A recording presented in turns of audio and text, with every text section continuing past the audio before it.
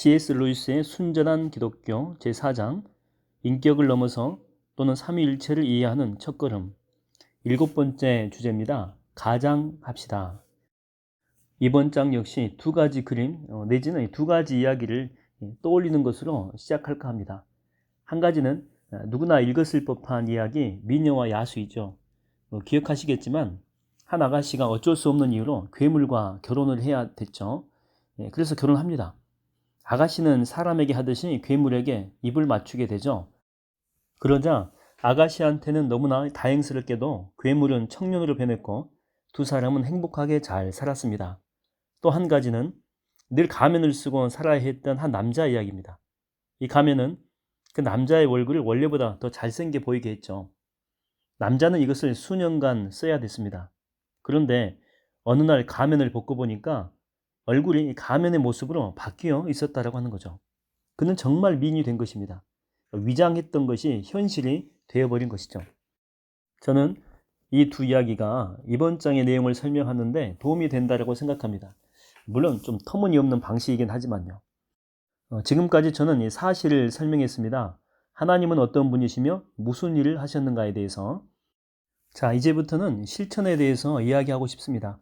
그러면 우리는 무엇을 해야 되는가라고 하는 그런 내용들이죠. 우리가 살펴본 이 모든 이론에는 어떤 효력이 있습니까? 이 이론들은 당장 오늘 밤부터 효력을 발휘할 수도 있죠. 이 책을 여기까지 읽은 사람이라면 한 번쯤 이 기도할 마음을 먹을 정도의 관심은 가지고 있을 거라고 생각이 됩니다. 그럴 때 다른 기도를 할 수 있겠지만 아마 주기도문으로 기도하기가 가장 쉽지 않을까 생각이 됩니다. 주기도문의 첫 문장은 하늘에 계신 우리 아버지여 이렇게 시작하죠. 무슨 뜻인지 아시겠습니까?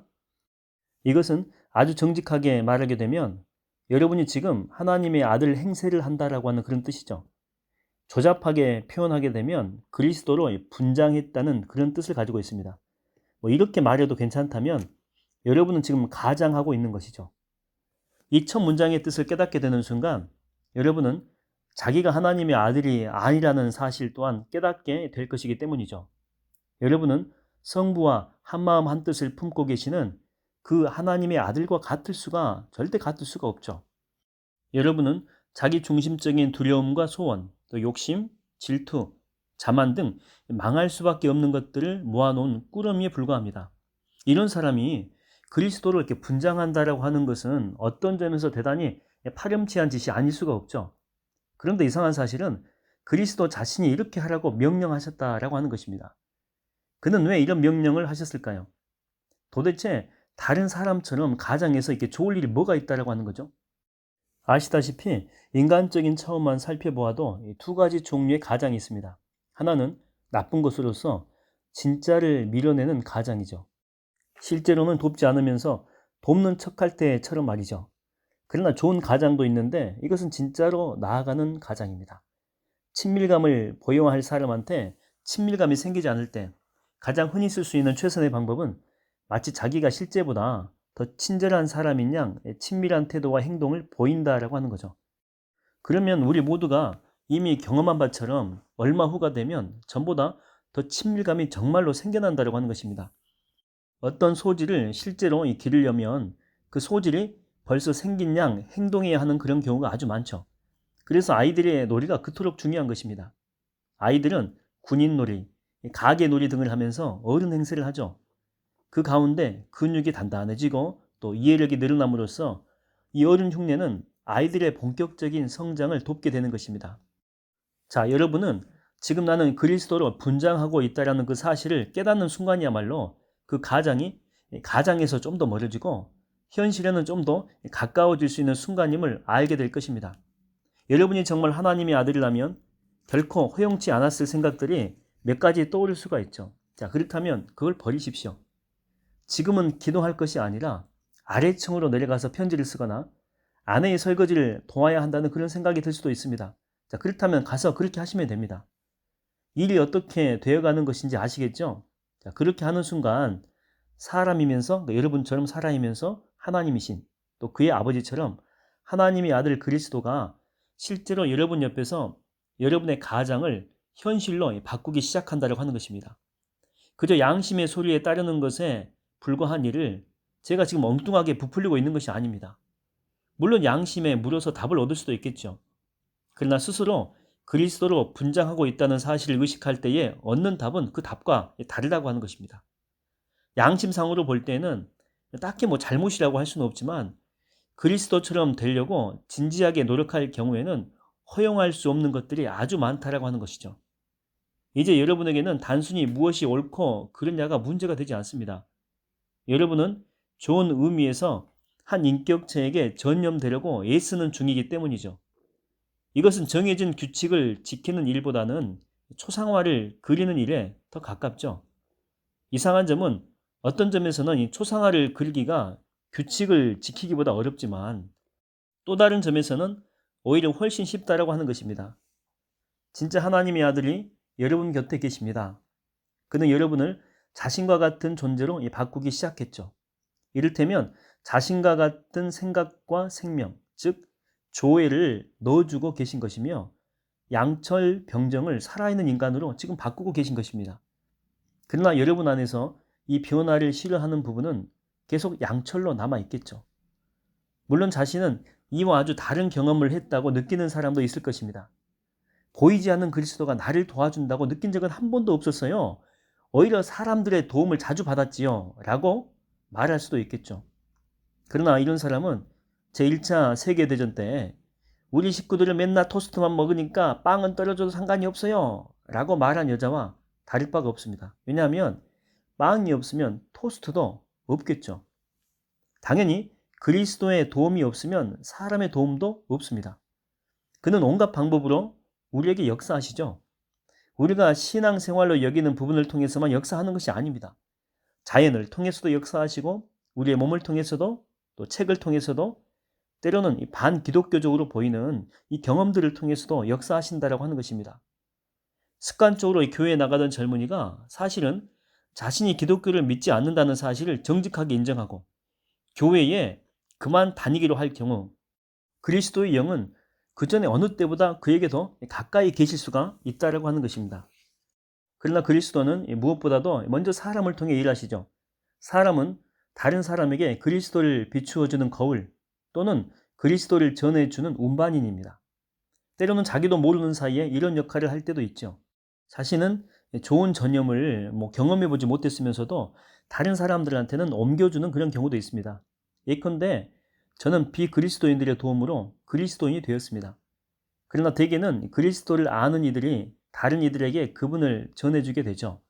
이것이 바로 교회, 즉 서로에게 그리스도를 보여주는 그리스도인 전체가 그토록 중요한 이유이죠.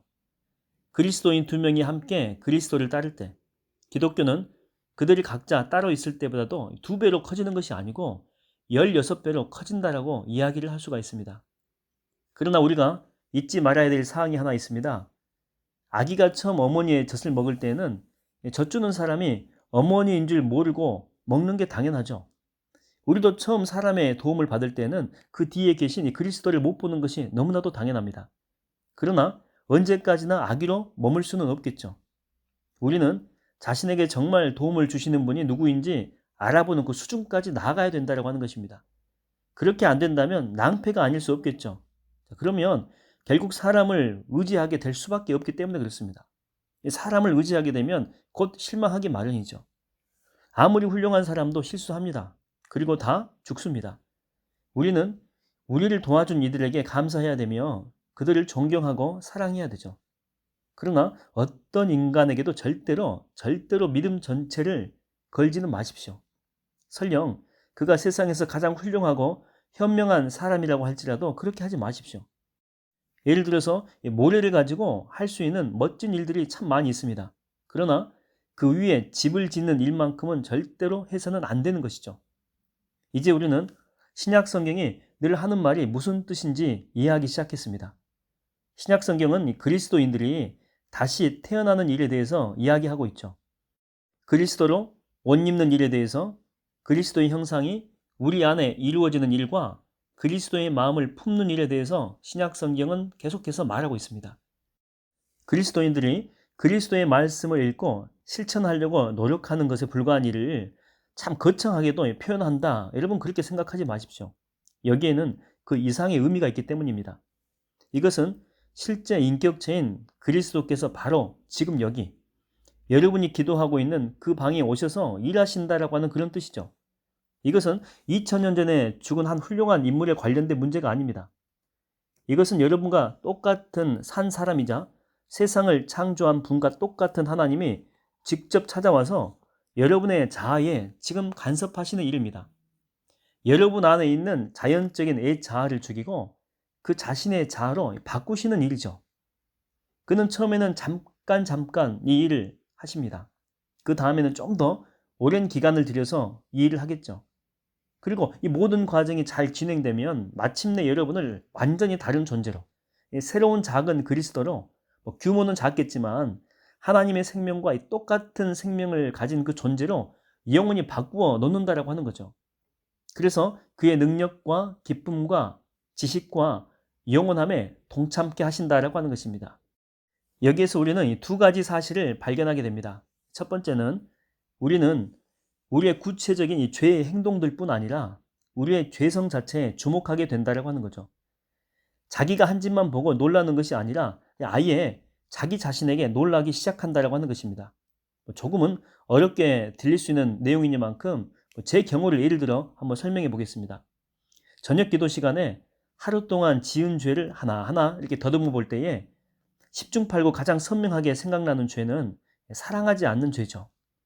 저는 부르뚱하게 굴거나 딱딱거리거나 빈정거리거나 또 욱박지르거나 호통을 쳤습니다. 그 즉시 떠오르는 변명은 갑자기 생각지도 못하게 그 사람이 내 화를 돋우는 바람에 내가 그랬다라고 그렇게 설명을 합니다. 방심하고 있던 터라 마음을 가다듬을 여유가 없었다라고 하는 거죠. 이것은 정상 참작의 이유는 될 수 있겠죠. 고의적으로 미리 계획해가지고 그렇게 하는 것보다야 분명히 덜 나쁜 짓일 것입니다.